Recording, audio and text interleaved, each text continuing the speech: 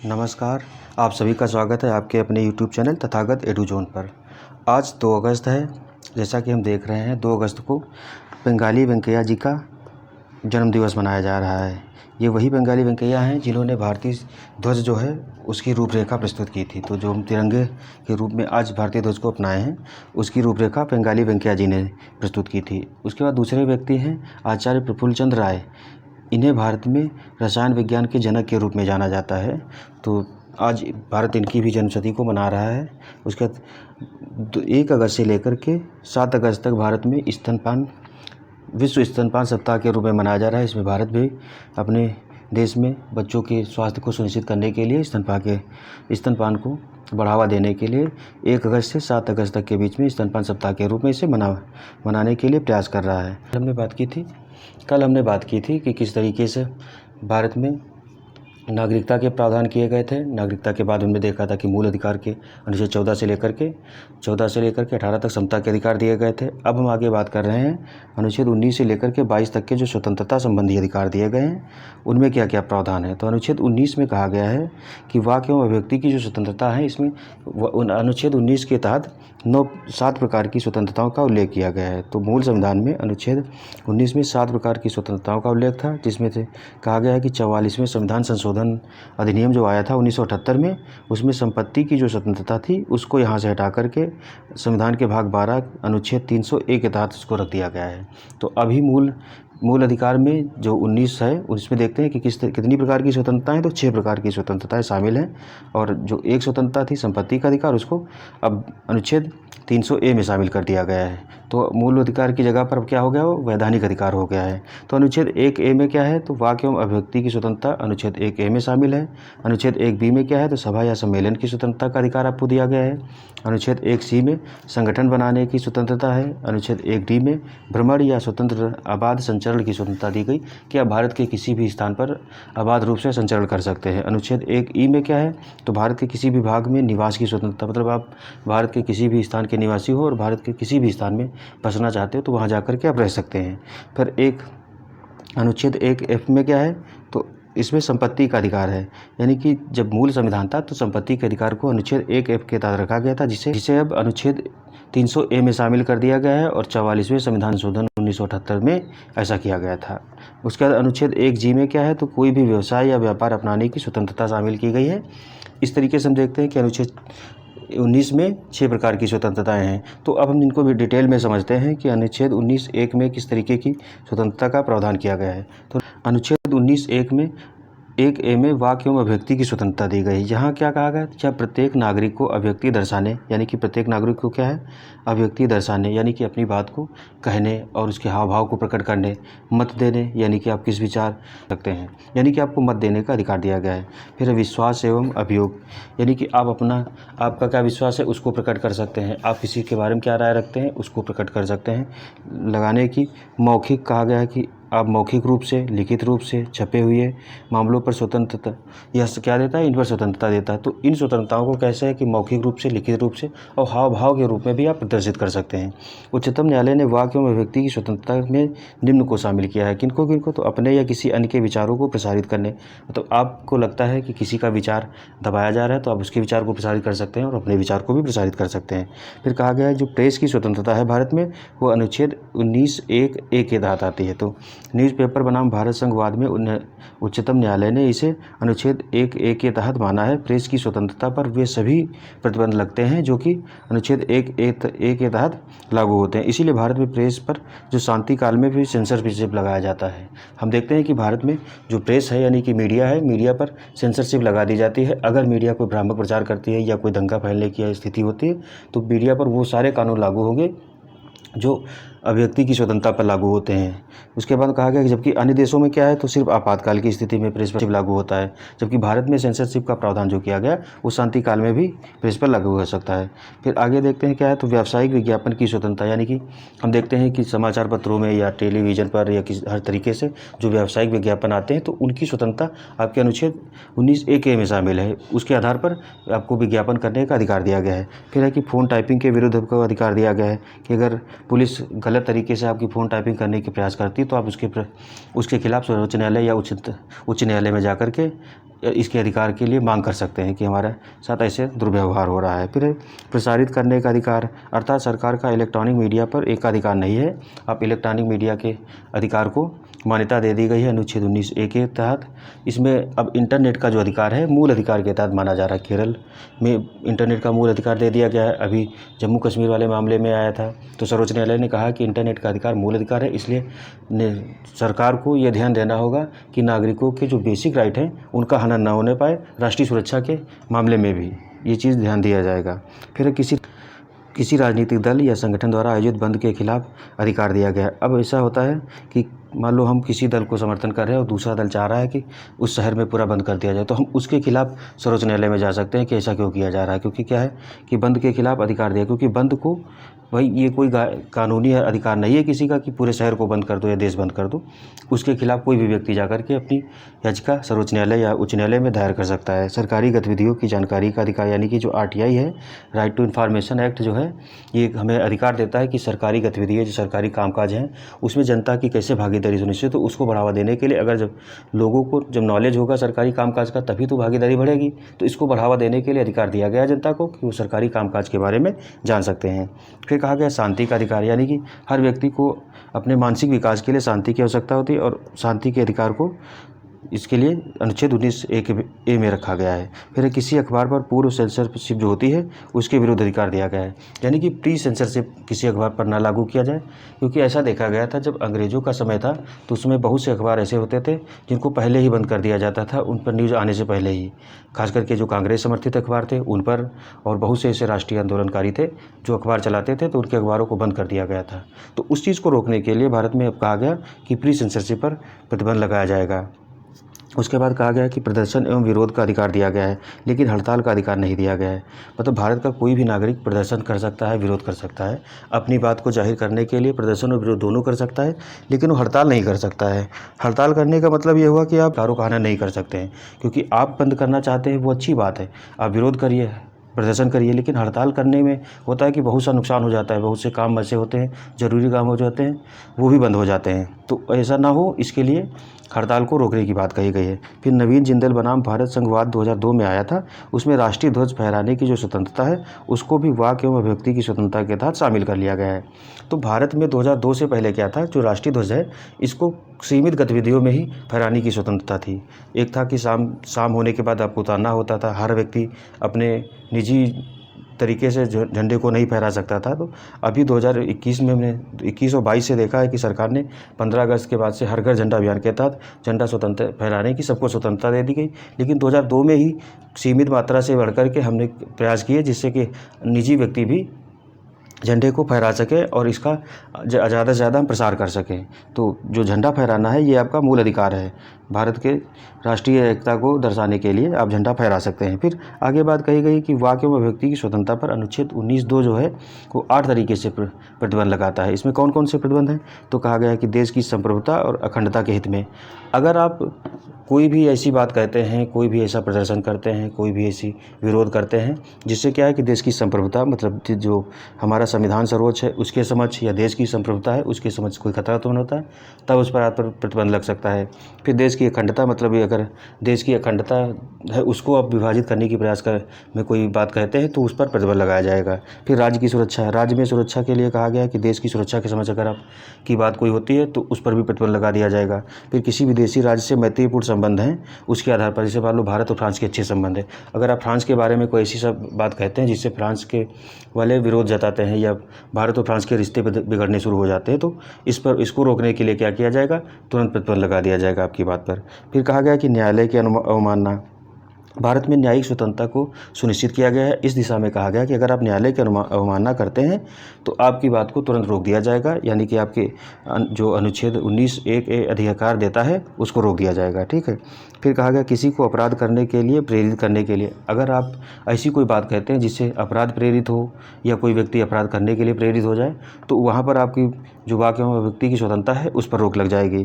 फिर कहा गया कि मानहानि, यानी कि आप कोई ऐसी बात कहते हैं किसी व्यक्ति की मानहानि होती है, किसी को आप अपशब्द कहते हैं, जाति सूचक शब्द कहते हैं, तो उससे अगर आप उसकी मानहानि होती है तो उस पर भी आपका रोक लगाई जा सकती है। फिर कहा गया कि कानून व्यवस्था के आधार पर देश में अच्छी कानून व्यवस्था बनी रहे, यह सुनिश्चित करना भी राज्य का धर्म है। तो इस दिशा में राज्य क्या करता है कि आपकी जो स्वतंत्रता दी गई है 19(1)(a) के तहत उस पर प्रतिबंध लगा सकता है। फिर कहा गया कि सामाजिक सदाचार, यानी कि समाज में सद्व्यवस्था बनी रहे, भाईचारा, जो भ्रातृत्व की भावना है, बंधुत्व की भावना वो बनी रहे, उसको भी ध्यान में रख करके जो प्रतिबंध लगाया जा सकता है। ठीक है।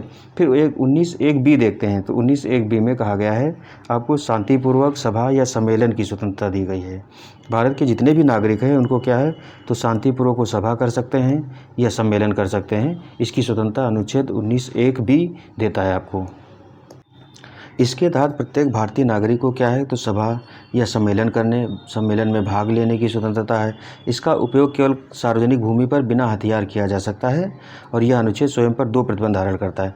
तो इसमें भारत के जो प्रत्येक नागरिक हैं उनको क्या है कि सभा करने का अधिकार दिया गया है, सम्मेलन करने का अधिकार दिया गया है, यानी कि आप अपनी बात को रखने के लिए या अपने हिसाब से सभा कर सकते हैं। बहुत सी सभाएँ भारत में होती हैं, बहुत से सम्मेलन होते हैं, तो अनुच्छेद 19(1)(b) के तहत वो आते हैं। ठीक है।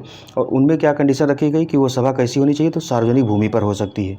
सार्वजनिक भूमि की आप किसी निजी व्यक्ति की भूमि पर जाकर के कहें कि हमको सभा करनी है, ये सम्मेलन करना, तो उसके लिए आपको अधिकार नहीं दिया जाएगा, वो चाहे तो प्रतिबंध लग सकता है। उसके बाद कहा गया एक सभा जो होनी चाहिए हथियार विहीन होनी चाहिए, मतलब शस्त्र विहीन सभा आपको करनी होगी, बिना हथियारों के।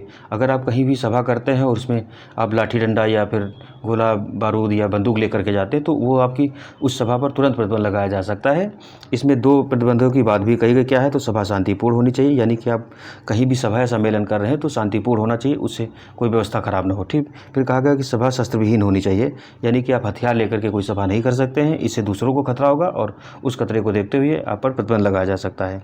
तो आगे हम देखते हैं कि क्या भरत कुमार परीसा बनाम केरल राज्य में एक मामला आया जिसमें कहा कि केरल उच्च न्यायालय में हड़ताल और बंदी को चुनौती दी गई। हड़ताल में ये कहा गया कि जब हम किसी चीज़ को विरोध करने के लिए बड़े स्तर पर हड़ताल कर देते हैं, उससे सारा कामकाज ठप करके और हड़ताल पर बैठ जाते हैं, तो वो हड़ताल हो गई। फिर बंदी कहा गया कि हम सिर्फ बंदी अपने विभाग तक सीमित नहीं रहती, फिर वो हम चाहते हैं कि पूरा शहर बंद हो जाए, सारा कामकाज ठप हो जाए। तो इन दोनों को लेकर के केरल में चुनौती दी गई कि ये संवैधानिक है या गैर संवैधानिक है। तो इसमें केरल उच्च न्यायालय ने अपने निर्णय में हड़ताल को संवैधानिक माना जबकि बंदी को असंवैधानिक माना। ऐसा क्यों किया कि हड़ताल जो है सीमित मात्रा में विरोध प्रदर्शन का अधिकार देती है, जबकि बंदी में क्या होता है कि असीमित मात्रा में बंदी का अधिकार, बंदी मतलब होता है कि पूर्णतः बंद कर दिया जाता है सारा कामकाज। तो आप सोचिए ना कि अगर आप अपने अधिकार के लिए दूसरों के अधिकारों का हनन करते हैं तो इसको कैसे संवैधानिक घोषित किया जा सकता है। इस वजह से क्या किया गया कि बंदी को गैर संवैधानिक घोषित कर दिया गया। अब इसमें क्या है कि सीपीआई बनाम भारत संघवाद में ये मामला फिर सीपीआई जो कम्युनिस्ट पार्टी ऑफ इंडिया मार्क्सवादी जो पार्टी है उसका भी मामला गया भारत संघवाद में। तो इसमें सर्वोच्च न्यायालय ने केरल उच्च न्यायालय के निर्णय को सही ठहराया, यानी कि हड़ताल को संवैधानिक माना और बंदी को असंवैधानिक माना। उसके बाद में कहा गया कि जो सीपीआई-एम का मामला आया उसमें भी केरल उच्च न्यायालय ने जो निर्णय दिया था उसको सर्वोच्च न्यायालय ने सही ठहराया, अर्थात हड़ताल संवैधानिक और बंदी असंवैधानिक घोषित कर दिया। तो ये हम देखते हैं कि आपको हड़ताल का अधिकार तो है लेकिन बंदी का अधिकार नहीं है, और लेकिन हड़ताल का अधिकार भी आपको अनुच्छेद 19(1)(b) के तहत नहीं दिया गया। वो क्या है कि हड़ताल सभा या सम्मेलन के अधिकार में शामिल नहीं है, तो अनुच्छेद 1(b) के तहत शामिल नहीं है। वो आपकी जो रहेगा उसमें औद्योगिक जो कानून होता है उसके तहत आपको प्रतिबंध भी लगाए जा सकते हैं। तो आप ये नहीं कर सकते कि अनुच्छेद यानी कि मौलिक अधिकार के तहत हमको हड़ताल करने का अधिकार है। हाँ, ये है कि आपकी औद्योगिक मांग को, यानी कि जो आपकी लीगल मांग है उसको सुनने के लिए हड़ताल की जाती है। जैसे बैंकों में हम देखते हैं हड़ताल हो गई, और भी कई संगठन हैं जहाँ हड़ताल होती है। कई ऐसे संगठन जहाँ आप हड़ताल नहीं कर सकते हैं, वो अलग अलग प्रावधान है इस वजह से क्योंकि आपको मूल अधिकार नहीं दिया गया हड़ताल करने का। लेकिन हाँ कि अगर आपके साथ किसी काम में लेकर के नाइंसाफ़ी हो रही या सही से सुनवाई नहीं हो रही तो आप अधिकार है कि आप हड़ताल कर सकते हैं। ठीक है।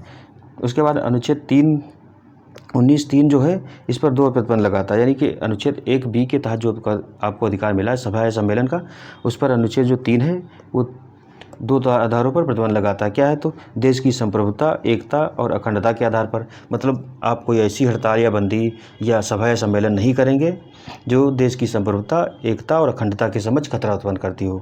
फिर आगे है कि कानून व्यवस्था को अगर खतरा उत्पन्न करती हो तो भी रोक लगेगी। सार्वजनिक आदेश यानी कि जो सार्वजनिक संहिता है, सार्वजनिक जो व्यवस्था है उसके खिलाफ अगर है तो आपके प्रतिबंध लग जाएगा।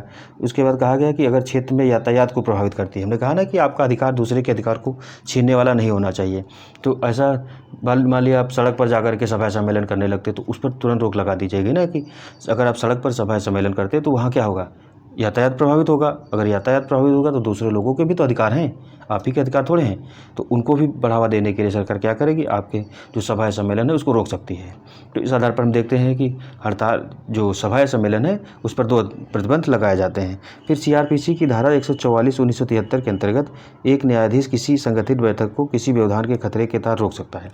अगर न्यायालय चाहे तो किसी बैठक यानी किसी सभा या सम्मेलन को एक व्यवधान के रूप में, अगर उसको लगता है कि ये सही नहीं हो रहा है और इससे कोई खतरा उत्पन्न हो सकता है तो क्या करेगा? वो इसको रोक सकता है।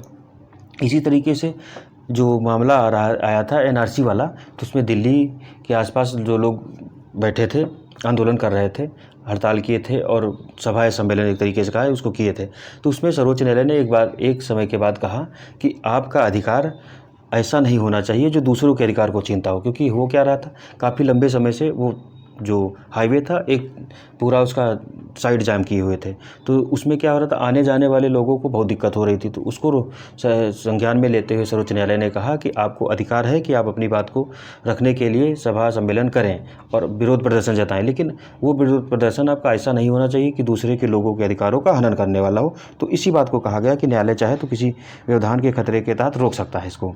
उसके बाद वो कहा कि इसे रोकने का आधार मानव जीवन के लिए खतरा, यानी कि मानव जीवन के लिए अगर खतरा है कि आपकी हिंसा भड़क सकती है वहाँ सम्मेलन करने से, सभा करने से, स्वास्थ्य एवं सुरक्षा के समझ खतरा, सार्वजनिक जीवन में व्यवधान यानी कि लोगों को अपने कार्यालय जाने में दिक्कत हो रही थी, बच्चों को स्कूल वगैरह जाने में दिक्कत हो रही थी। फिर कहा गया कि दंगा भड़काने का, मतलब आप ऐसी जगह पर भी सभा या सम्मेलन नहीं कर सकते हैं जहाँ पर दंगा भड़कने का खतरा उत्पन्न हो।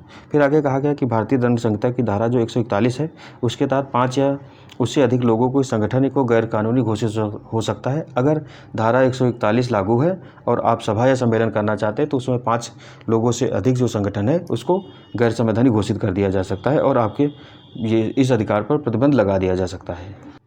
अनुच्छेद 19 का 1C जो है वो क्या कहता है कि आपको संगम या संघ बनाने की, मतलब आप किसी भी तरीके का संघ बना सकते हैं और संगम बना सकते हैं, मतलब सम्मेलन कर सकते हैं। ये 19B से अलग है। 19B में सभा या सम्मेलन का था, इसमें तो आप संगठन बना सकते हैं, सीधे सीधे आपके संगठन बना सकते हैं या कोई संघ बना सकते हैं, यूनियन बना सकते हैं और संगठन बना सकते हैं।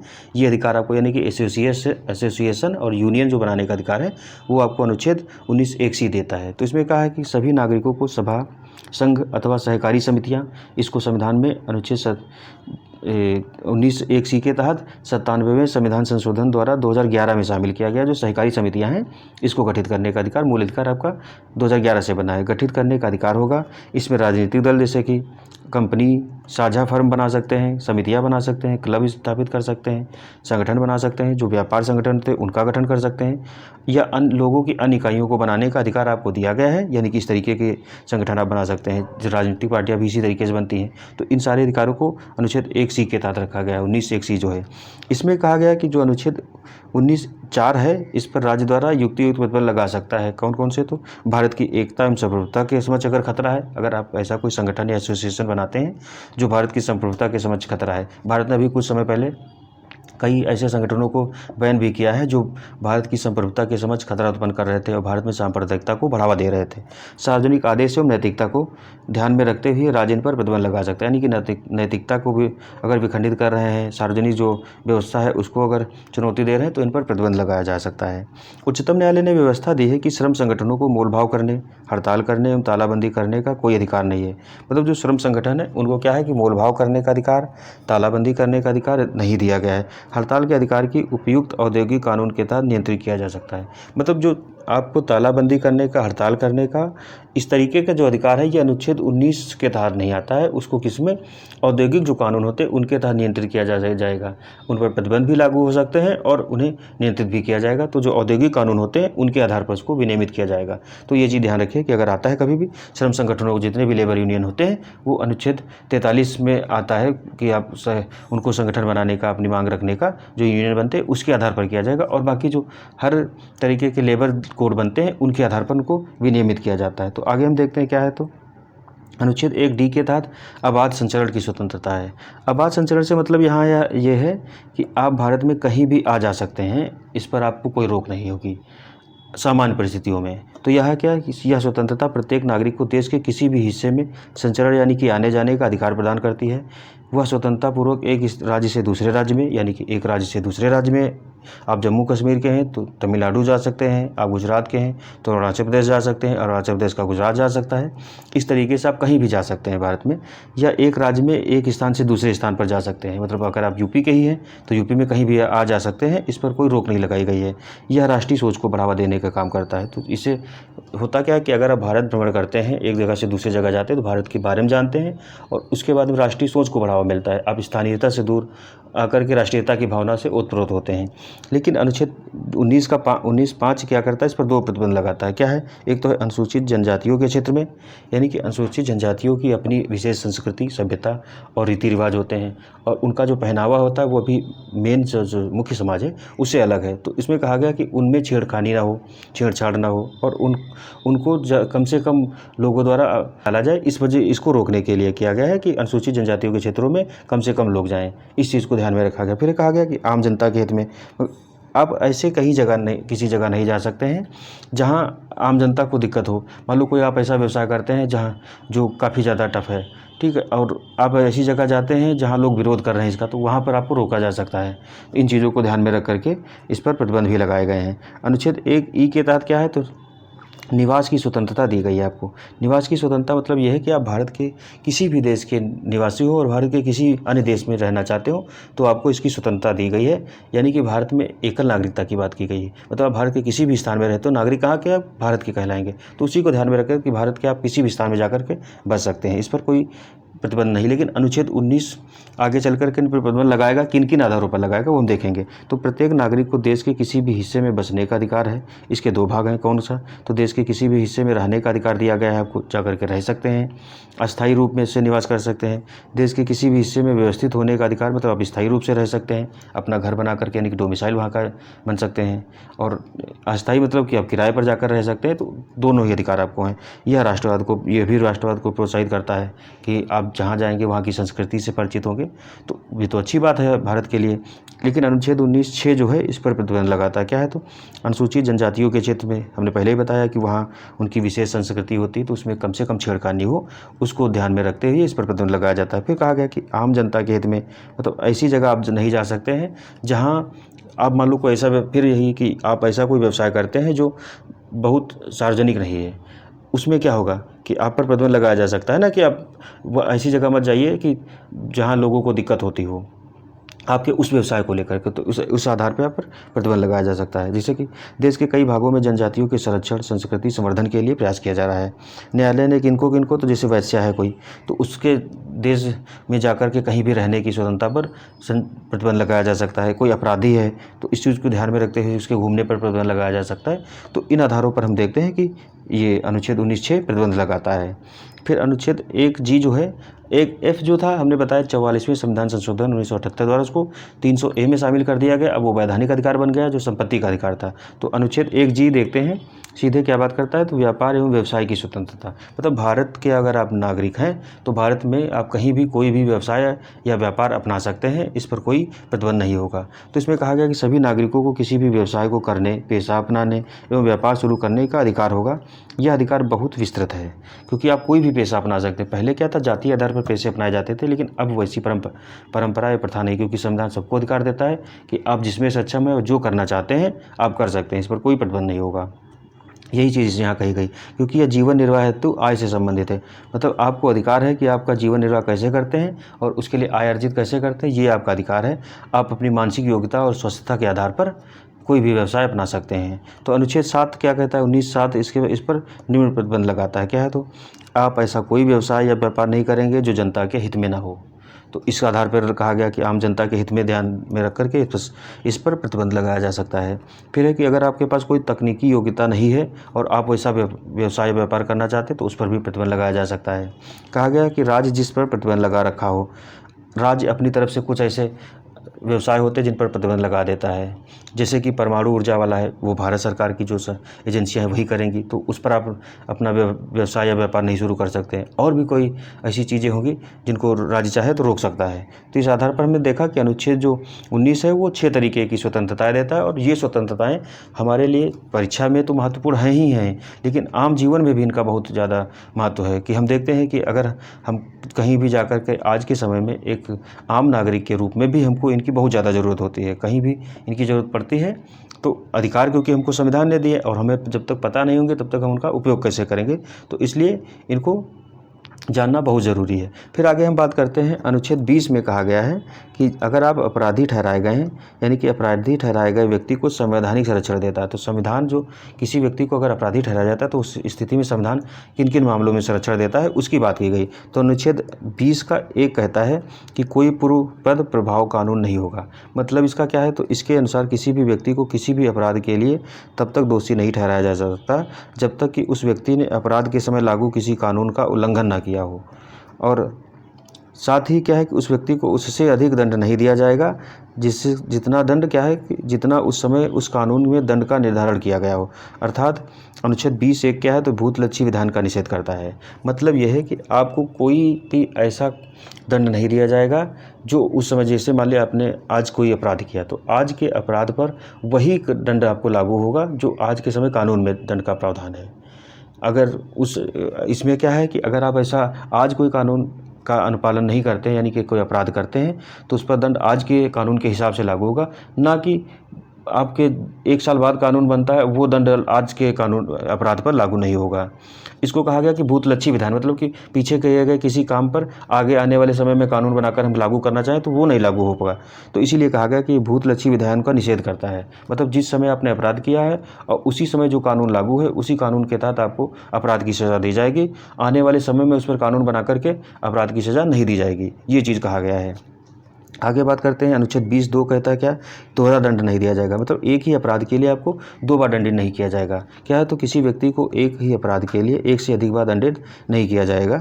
अर्थात अनुच्छेद 20(2) क्या है, तो दोहरे दंड का निषेध करता है।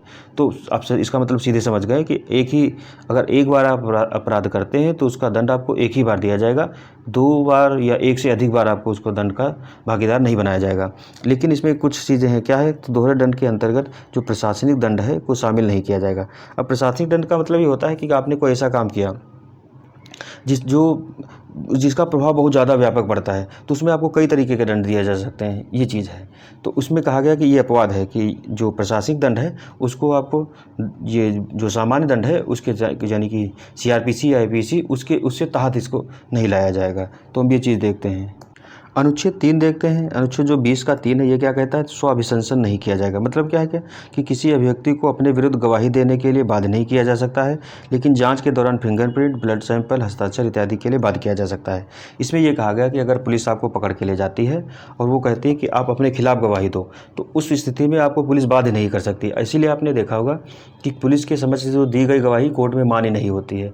कोर्ट में गवाही वही मान्य होती जो आप कोर्ट के समक्ष देते हैं, वकील के समक्ष देते हैं, वो गवाही मान्य होती है। तो इसीलिए कहा गया है कि किसी भी व्यक्ति को अपने विरुद्ध गवाही देने के लिए बाध्य नहीं किया जा सकता है, लेकिन कुछ मामलों में पुलिस आपसे बाध्य कर सकती है। कौन कौन से हैं, तो जैसे जब जांच हो रही तो उसके समय आपको फिंगरप्रिंट के लिए कहा जा सकता है, ब्लड सैंपल आपको देने होंगे, और जो नमूने अगर मांगती है, हस्ताक्षर वगैरह जिसे कहती है करने के लिए, अगर आप मना करते हैं तो वो आप मना नहीं कर सकते, उसके लिए आपको बाध्य किया जा सकता है। लेकिन अपने खिलाफ कि आपने ये अपराध किया है कि नहीं किया है, उसके लिए आपको गवाही देने के लिए कोई भी जो कानूनी एजेंसी है वो बाध्य नहीं कर सकती है। वो न्यायिक जो प्रक्रिया है उसके आधार पर ही आपको अपना जो गवाही देनी है वही मान्य होगी। ठीक है, तो हमने देखा है अनुच्छेद 20 क्या है कि जो संवैधानिक संरक्षण देता है, अगर आप अपराध के लिए दोषी ठहराए गए तो उसमें कौन कौन से आपको संवैधानिक संरक्षण दिए गए हैं। तो इसके 3 खंड थे, ये हमने तीनों देख लिए। अब बात करते हैं अनुच्छेद 21 की। तो अनुच्छेद 21 जो है संविधान में इसको कहा गया है कि स्पेशली इसको मूल आत्मा कहा गया है संविधान की। ऐसा क्यों? क्योंकि इसमें आज के समय में देखें जो जितने भी जो आधुनिक अधिकार हैं, जो ऐसे अधिकार हैं जो व्यक्ति को व्यक्तित्व निर्माण में सबसे ज़्यादा महत्वपूर्ण योगदान देते हैं, वो अनुच्छेद 21 के तहत ही आते हैं। तो इसमें कहा गया है कि प्राण एवं दैहिक स्वतंत्रता। प्राण एवं दैहिक स्वतंत्रता मतलब इसमें right to life and right to liberty, मतलब आप जीवन का अधिकार और जीवन को गरिमापूर्ण जीने का अधिकार जो है वो दोनों आते हैं। तो इसमें कहा कि क्या है कि राइट टू लाइफ मतलब गरिमा, सभ्यता और संस्कृति के अनुरूप जीवन जीने का अधिकार है। इसमें वे सभी पहलू शामिल हैं जो जीवन को अर्थपूर्ण, प्रासंगिक और सार्थक बनाते हैं। इसका मतलब क्या है कि देखो, मनुष्य जो है एक हिसाब से हम देखें तो सभी जीवों में श्रेष्ठ माना जाता है। क्यों? क्योंकि वो क्रिएटिव माइंड उसके पास है, क्रिएटिविटी है, वो चीज़ें बना सकता है, विचार हैं, विचारों को सोच सकता है। तो कहा गया कि आप एक व्यक्ति को व्यक्ति बनाने के लिए ज़रूरी क्या है कि उसको ऐसी परिस्थितियाँ दी जाए जिसमें क्या है कि वो अपनी गरिमा के साथ अपनी सभ्यता और संस्कृति के अनुरूप जीवन जीने के लिए स्वतंत्र हो सके। तो ऐसे अधिकार देने के लिए राइट टू लाइफ की बात की गई। और राइट टू लिबर्टी क्या है? तो इसमें सिर्फ शारीरिक बंधन से मुक्ति ही नहीं, मतलब कहा गया कि आपको सिर्फ गुलामी से मुक्ति दे दी गई तो आप वो जीवन नहीं जी पा रहे हैं। उसमें क्या कहा कि ऐसी परिस्थितियां भी बनाई जाएं तो जिसमें आप अपनी रचनात्मकता का, अपने जो गरिमापूर्ण जीवन का, उसका निर्माण कर सके, वैसी परिस्थितियां देने की बात कही गई है। तो इसमें जैसे कारावास इत्यादि को शामिल किया गया। अगर मान लो आप कैदी हैं तो कैदी के भी अधिकार होते हैं कि कैदी को सिर्फ जेल में ठूसना नहीं होता है, वहाँ भी उसके कुछ बेसिक राइट्स होते हैं जिनको जेल प्रशासन को ध्यान में रखना होता है। वो बात अलग है कि भारत में व्यवहारिक परिस्थितियाँ कुछ और ही होती हैं, लेकिन संविधान हमें अधिकार देता है कि हर व्यक्ति को कुछ फंडामेंटल राइट्स हैं जिनका उल्लंघन किसी भी स्थिति में नहीं होना चाहिए। तो अनुच्छेद 21 इन प्रावधानों को बताता है हमें। तो इसमें हम देखते हैं कि ए.के. गोपालन बनाम मद्रास राज्यवाद 1950 में आया था। इसमें कहा क्या था? संसद की संप्रभुता को स्वीकार कर लिया गया था। मतलब सर्वोच्च न्यायालय ने क्या किया कि संसद की संप्रभुता को स्वीकार कर लिया। अर्थात इस केस में न्यायालय ने व्यवस्था दी कि अनुच्छेद 21 के तहत सिर्फ मनमानी कार्यवाही प्रक्रिया के विरुद्ध सुरक्षा उपलब्ध है, न कि विधानमंडल की प्रक्रिया के विरुद्ध। इसका मतलब ये हुआ कि अगर कोई प्रशासनिक व्यवस्था, मतलब जैसे कार्यपालिका है, वो किसी व्यक्ति के अधिकार छीनती है तो उस पर आपको सुरक्षा उपलब्ध है, न कि अगर कोई विधानमंडल कानून बना करके आपके अधिकार छीनने का प्रयास करता है तो उस पर सुरक्षा उपलब्ध नहीं है। तो ये हम देखते हैं ए.के. गोपालन केस आया था। ये पूछा गया है प्री वाले क्वेश्चन में, रहता है सीधे सीधे कि ए.के. गोपालनवाद किससे संबंधित है। तो इसमें कहा गया था कि सर्वोच्च न्यायालय ने इसमें कहा कि जो मनमानी कार्यवाही प्रक्रिया है इसके विरुद्ध सुरक्षा उपलब्ध कराई, न कि विधानमंडलीय प्रक्रिया के। जबकि आगे क्या देखते हैं तो आगे मामला आता है सर्वोच्च न्यायालय ने विधि द्वारा स्थापित प्रक्रिया का, यानी कि इस जो ये केस आया तो इसमें न्यायालय ने विधि द्वारा स्थापित प्रक्रिया का पालन किया, विधि की जो उचित प्रक्रिया होती है उसका पालन नहीं किया। विधि की उचित प्रक्रिया मतलब ये होती है कि न्यायालय केस बाय केस देखता है कि ये परिस्थिति कैसी है। जैसे जब संविधान बना था उस समय पर की परिस्थितियाँ अलग थी और राज्य के पास शक्तियाँ और जो शक्तियाँ थी यानी कि जो संसाधन थे वो अलग थे। आज के समय में लोगों की आकांक्षाएं और अपेक्षाएं बढ़ चुकी, लोकतंत्र की तरफ हम पूरा अग्रसर होकर के लोक कल्याणकारी राज्य की अवधारणा के समझ बढ़ रहे हैं। तो उसमें ज़रूरी है कि जनता को अधिक से अधिक स्वतंत्रता और सुरक्षा उपलब्ध कराएं। तो उसमें अब आज की जो परिस्थितियां हैं उनके आधार पर विधि की उचित प्रक्रिया यही है कि आज हम केस बाय केस चीज़ को देखें, ना कि जो संविधान में सीधे अक्षर से अक्षर लिखा था, क्योंकि संविधान तो जरूरत के हिसाब से बदलता भी रहता है। तो उसी आधार पर कहा गया कि विधि की उचित प्रक्रिया का पालन नहीं किया और अनुच्छेद 21 में प्राण एवं दैहिक स्वतंत्रता के जो जीने का अधिकार और बंधन के से मुक्ति है। मतलब क्या कहा कि अनुच्छेद 21 में प्राण एवं दैहिक स्वतंत्रता, जीने का अधिकार और बंधन से मुक्ति, इतना ही से माना कि क्या है, जीने का अधिकार और बंधन से मुक्ति है। इसमें व्यक्तिगत स्वतंत्रता का मतलब एक व्यक्ति की सारी शारीरिक एवं निजी स्वतंत्रता से है, मतलब उसकी शारीरिक और निजी स्वतंत्रता को ही शामिल किया। लेकिन क्या हुआ, मेनका गांधी का केस आया था 1978 में। तो मेनका गांधी बनाम भारत संघवाद 1978 में सर्वोच्च न्यायालय ने गोपालन मामले के फैसले को उलट दिया और विधि द्वारा स्थापित प्रक्रिया के साथ साथ विधि की उचित प्रक्रिया का पालन किया। इसमें मामला यह था कि इनको विदेश जाने का अधिकार नहीं दिया गया था। तो फिर मामला जब सर्वोच्च न्यायालय में गया तो वहाँ सर्वोच्च न्यायालय ने कहा कि किसी व्यक्ति को गरिमापूर्ण जीवन जीने के लिए ज़रूरी है कि वो अपनी हेल्थ की जांच अगर करानी है, उसको अगर उसको जरूर लग रहा है कि वो विदेश जाकर के इलाज कराए तो उसको जाने का अधिकार होना चाहिए, जबकि सरकार नहीं दे रही थी। तो इसी चीज़ को कहा कि जबकि कानून ऐसा कहता है कि विधि की जब हम स्थापित प्रक्रिया देखते हैं तो उसके तहत ए.के. गोपालन जो केस आया था उसमें सर्वोच्च न्यायालय ने अपना फैसला दिया था, लेकिन मेनका गांधी वाले में विधि की स्थापित प्रक्रिया के साथ साथ विधि की जो उचित प्रक्रिया है उसका पालन किया। तो किया और अत्यंत व्यापक व्याख्या करते हुए कहा कि अनुच्छेद 21 के तहत सुरक्षा केवल कार्यकारी मनमानी क्रिया पर उपलब्ध नहीं है, बल्कि क्या है कि विधानमंडल की जो क्रिया है उसके विरुद्ध भी उपलब्ध है। तो यहाँ बहुत व्यापक स्तर पर इसने व्याख्या की और इसमें सभी स्तरों पर स्वतंत्रता की बात कही। न्यायालय ने प्राण दैहिक स्वतंत्रता की व्याख्या में प्राण के अधिकार को शारीरिक बंधनों में ही नहीं बांधा, क्या कहा कि बल्कि इसमें मानवीय सम्मान, मतलब सम्मान के साथ आप जीवन जी सके, इससे जुड़े अन्य पहलुओं को भी रखा गया है।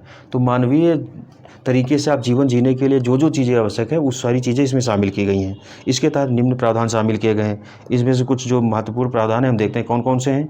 तो उसमें शामिल हैं मानवीय गरिमा के साथ जीवन जीने का अधिकार, मतलब आपको पूरा अधिकार है कि आप जीवन सिर्फ काटे नहीं, इसको मानवीय गरिमा के साथ जिएं। स्वच्छ पर्यावरण प्रदूषण रहित, यानी कि स्वच्छ पर्यावरण का अधिकार है। प्रदूषण रहित जल एवं वायु में जीने का अधिकार आपको दिया गया है।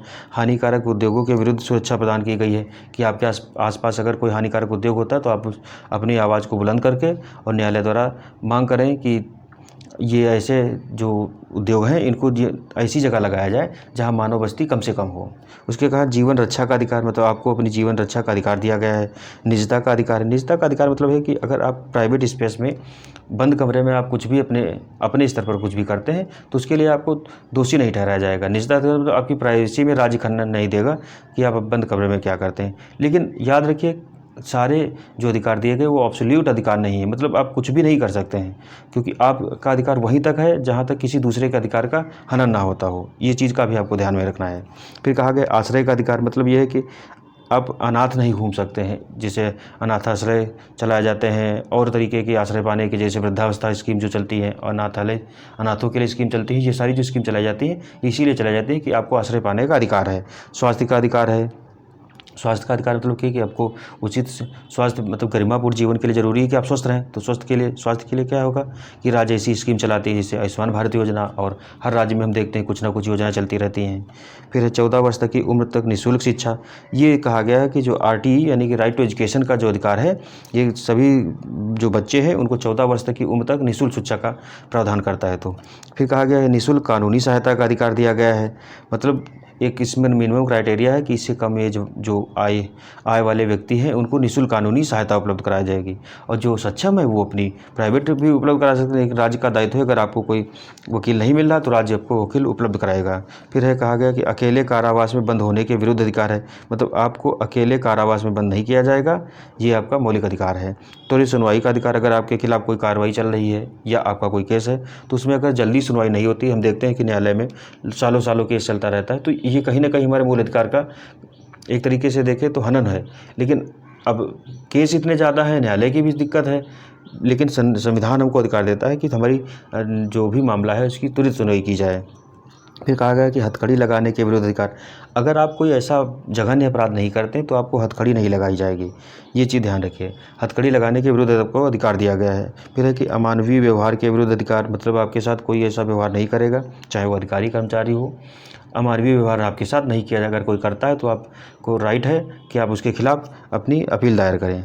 विदेश यात्रा करने का अधिकार, आपको विदेश जाने का अधिकार है, देश में कहीं घूमने का अधिकार है। बंधुआ मजदूरी के विरुद्ध अधिकार, मतलब आपसे गुलामी या दास प्रथा या बंधुआ मजदूरी नहीं कराई जाएगी। हिरासत में शोषण के विरुद्ध अधिकार, मतलब पुलिस जो यातना देती है उसके विरुद्ध भी आपको अधिकार है।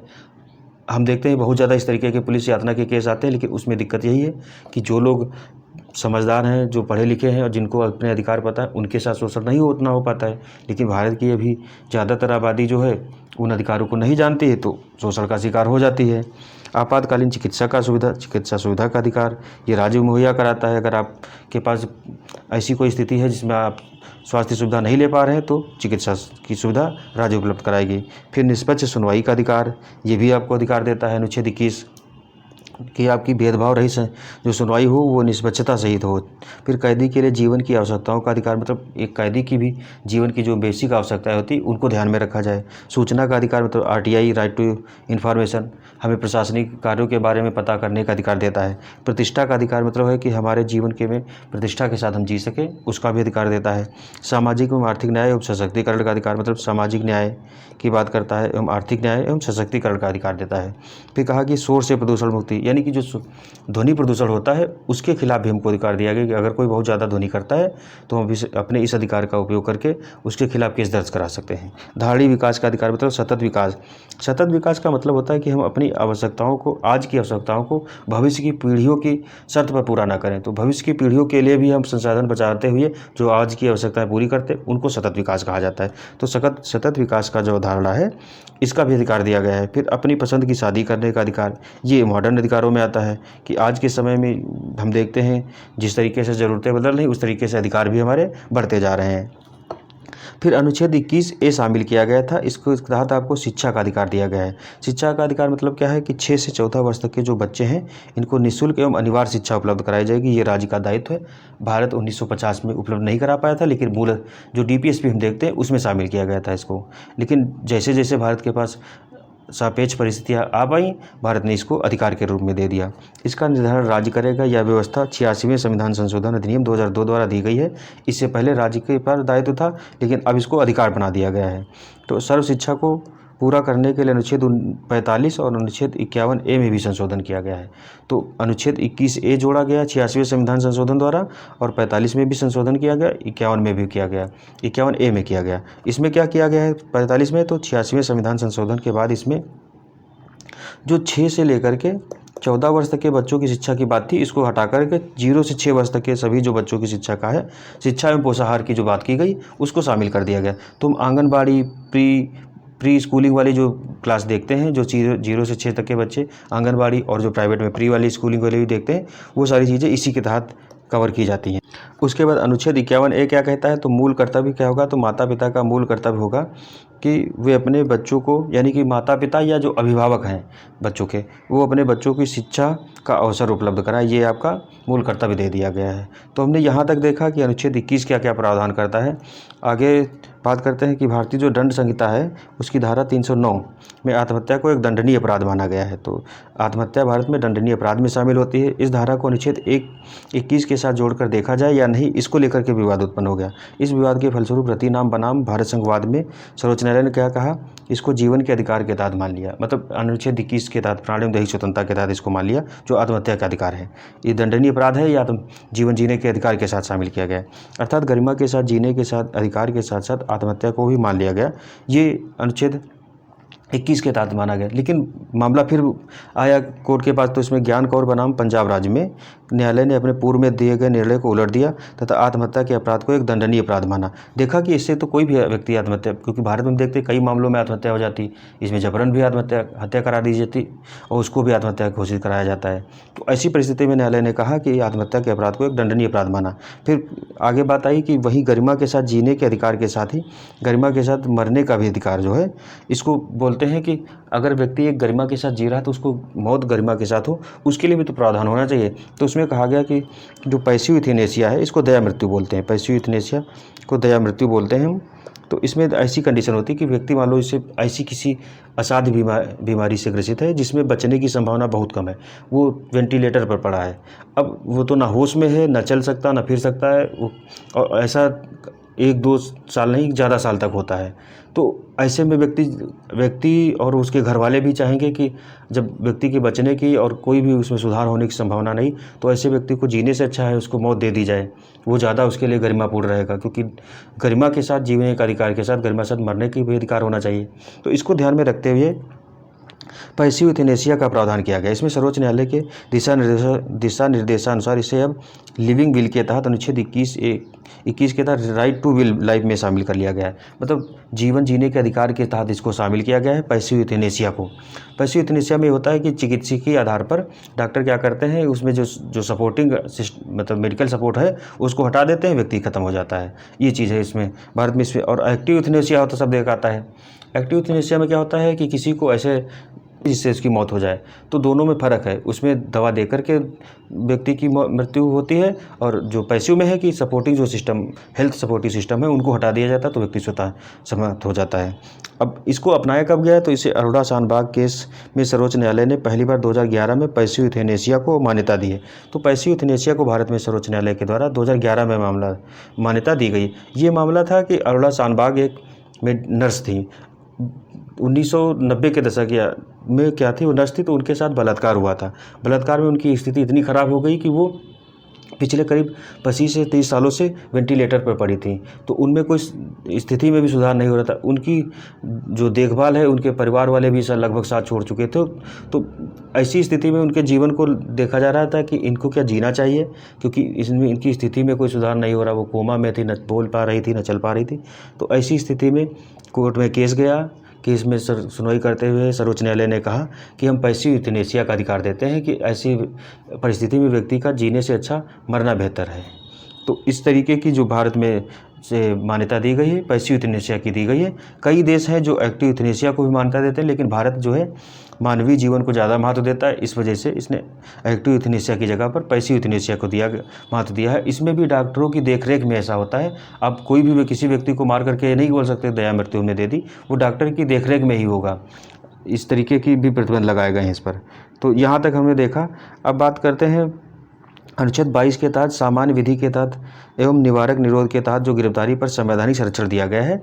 ये भारत में किसी भी व्यक्ति को इस तरीके का संरक्षण दिया गया। मतलब कहा गया कि अगर आपकी सामान्य विधि के तहत गिरफ्तारी होती है और निवारक निरोध के तहत, निवारक निरोध मतलब होता है कि राष्ट्रीय कानूनों के तहत आपको संदेह के आधार पर जो गिरफ्तार किया जाता है उसको निवारक निरोध बोलते हैं। तो जो गिरफ्तारी होती है उस पर संवैधानिक संरक्षण कौन कौन से तो हैं, इसमें देखते हैं। सामान्य विधि के तहत अगर आप गिरफ्तार किए जाते हैं तो इसके अंतर्गत किसी भी व्यक्ति को तब तक गिरफ्तार नहीं किया जाएगा जब तक कि उसने उस समय प्रचलित किसी कानून का उल्लंघन न किया हो।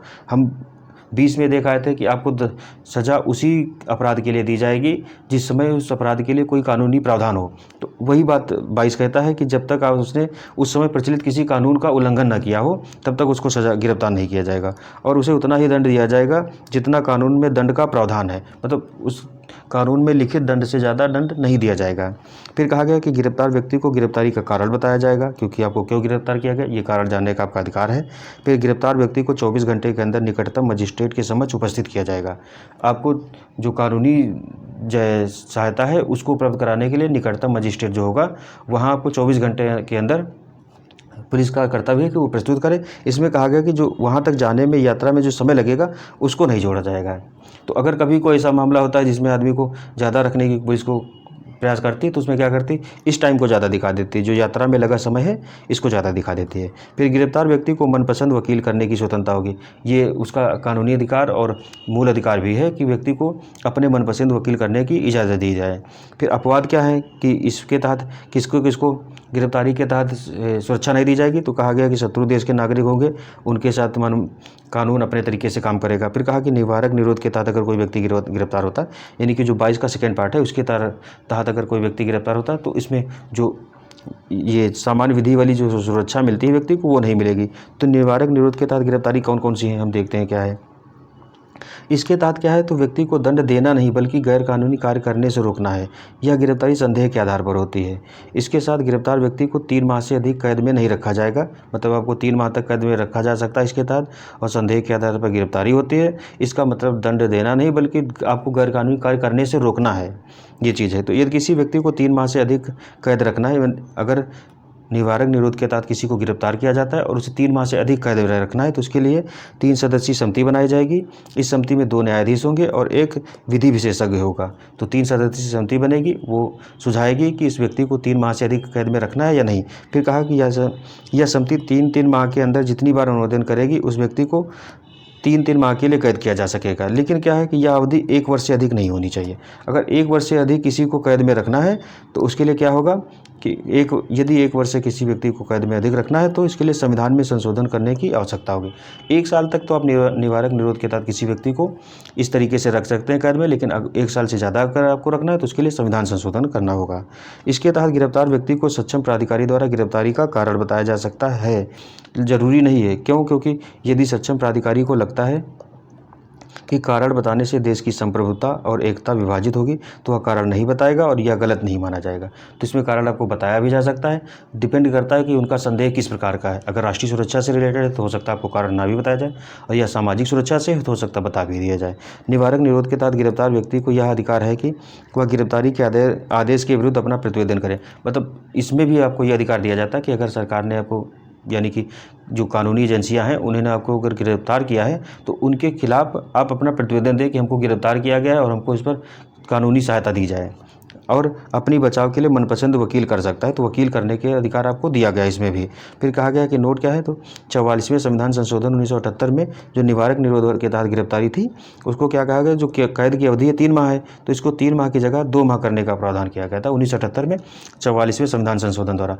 हुआ गया था तो 1975 में जब आपातकाल लागू हुआ था तो जितने भी राष्ट्रीय स्तर के नेता थे सबको निवारक निरोध के तहत गिरफ्तार कर लिया गया था और उनको गिरफ्तार करके कई महीनों तक जेल में रखा गया था। तो इसी वजह से जब सरकार बदली, सत्ता में केंद्र में दूसरी सरकार आई तो उसने कहा कि इसको 3 माह की जगह हम 2 माह कर दें, लेकिन ये प्रावधान लागू नहीं हो सका।